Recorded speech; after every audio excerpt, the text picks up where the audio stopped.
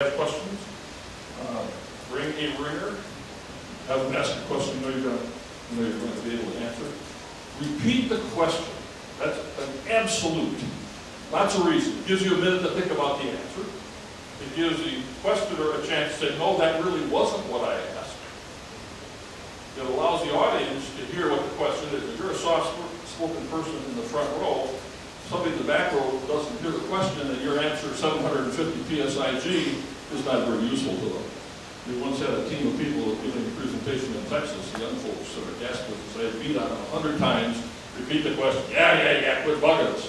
We get down there, they didn't repeat the question. It turned out a guy in the front row was profoundly deaf and was reading lips, and had followed their entire presentation until the question started. And then he heard, yes, no, 100 degrees, 42 years, and 13 feet, with no clue what question was. You might guess that I interrupted to remind you of one more time to ask questions. So, I conclude by saying, you can get lots better at this game, same way Tiger Woods got better at golf. Practice, take opportunities to work on it, get feedback, get better each time you do it, and I strongly believe this is something that you want to do. Now, the pizza here? Pizza's here, but I'd like Professor Schumer to make some comments if she would like to. Okay. I know she has it. I will stick around. We have a little bit of time, so if there's questions, I will stick around. I can see you. Well, Dave, she's coming up here. Yes, you have a question. Slow. So how fast can you listen? Okay? Really comfortable conversation. Like I think that I'm doing now. I'm trying to make a reasonable speed that you can follow.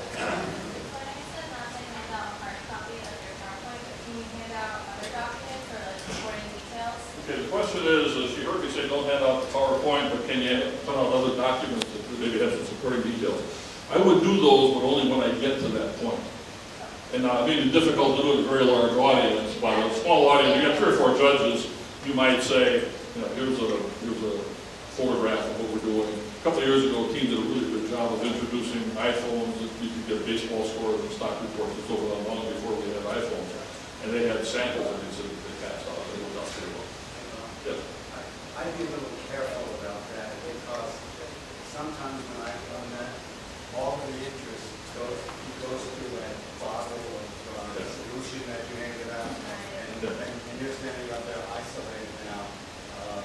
You really got to be careful with that kind of stuff. If only in the context that they really need to do it, or if it's something they can see, you hold it up, hold your prototype up. But the minute they get something to play with, they're off reading the other pages and making notes and giving the stuff and whatever. Okay, so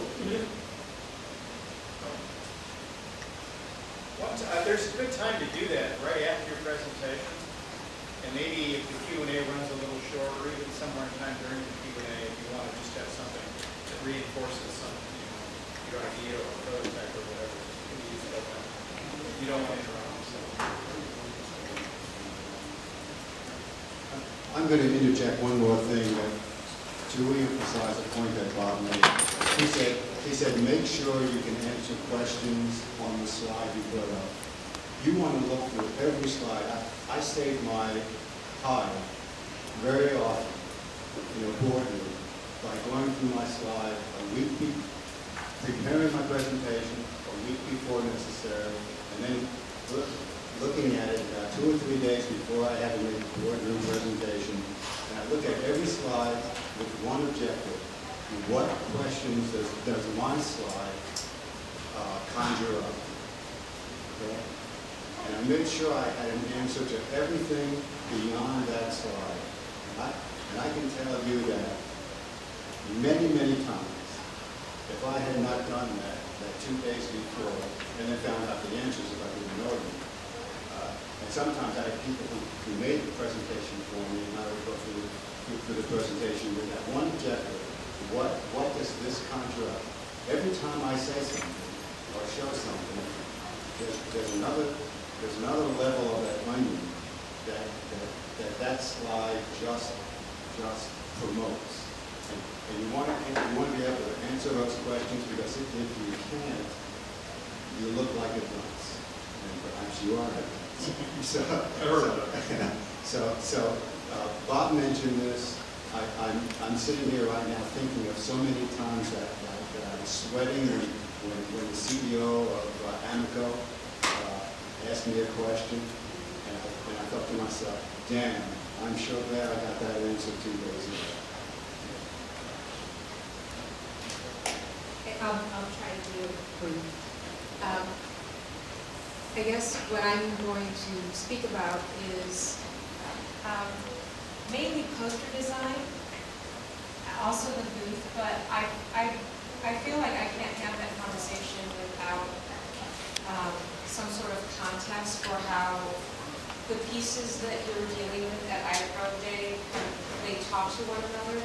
And my strong guess is anyone on this panel knows that you cater the type of, the vehicle that you use for what you're, sometimes it's not public, sometimes it's a matter, it could be something else. If it's a marketing presentation to somebody trying to get a job, you figure out what pieces ahead of time you need to present to your clients. Sometimes you want to be innovative and present certain things or give them a leave behind and extension of what you did. And you try to think about what those pieces are. On IPRO Day, the IPRO office tells you what those pieces are. And that kind of gets you into that mindset of, okay, all of these things are here for a reason. You're not just deadlines that your teacher's going to grade you on, or I hate to say, damn it, these IPRO office deliverables. I mean, that's the point of view a lot about the deliverables. And what I want to share with you is, before we get into posters, is something that I've considered, I guess, when we look at all of them together.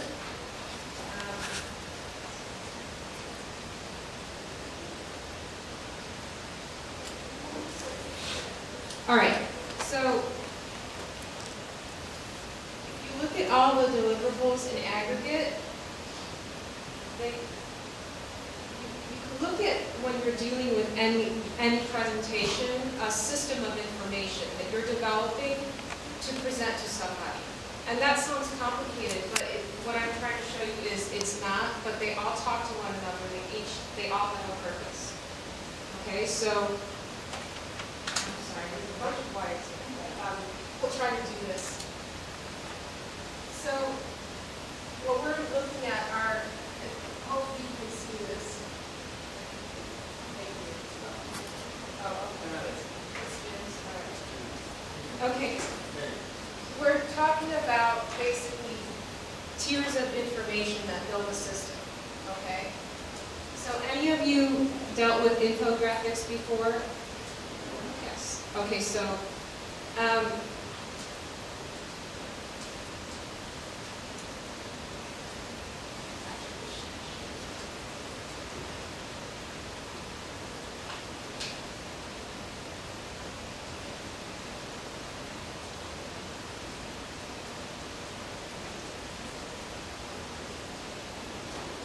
okay. So we're looking at the deliverables.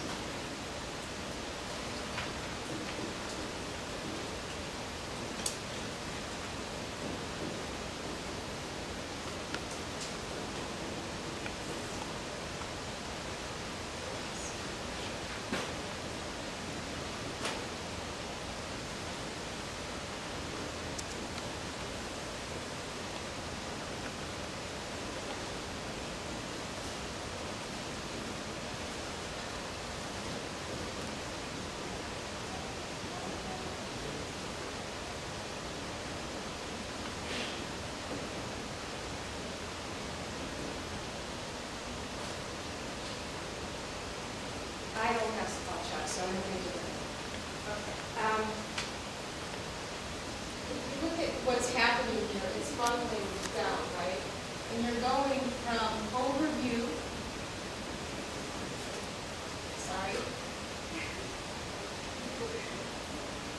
to more granular information,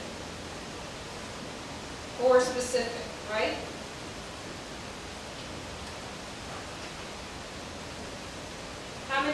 know what granular means? What that term means? What does granular mean?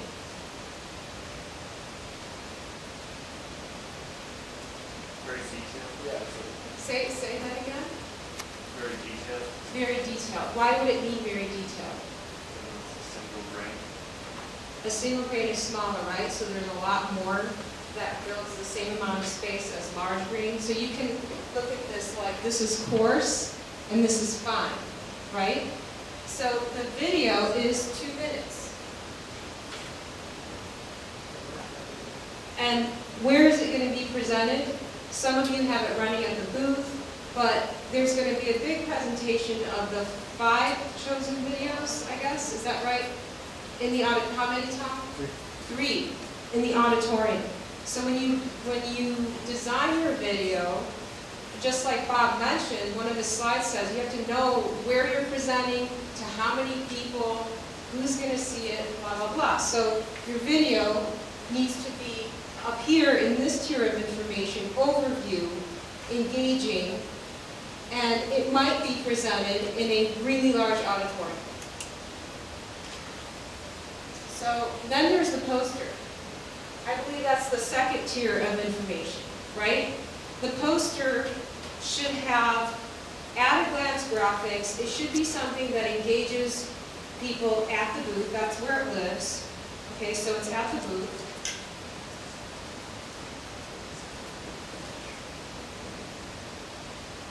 And I'm showing you 2 posters today from the Remova team. The posters that you see over there are actually a year old, so they're a little beat up. But you can see them from far away. You can see that very quickly you understand that there's a problem, there's research methods identified, and analysis and synthesis. Now, this Remova poster was from last semester.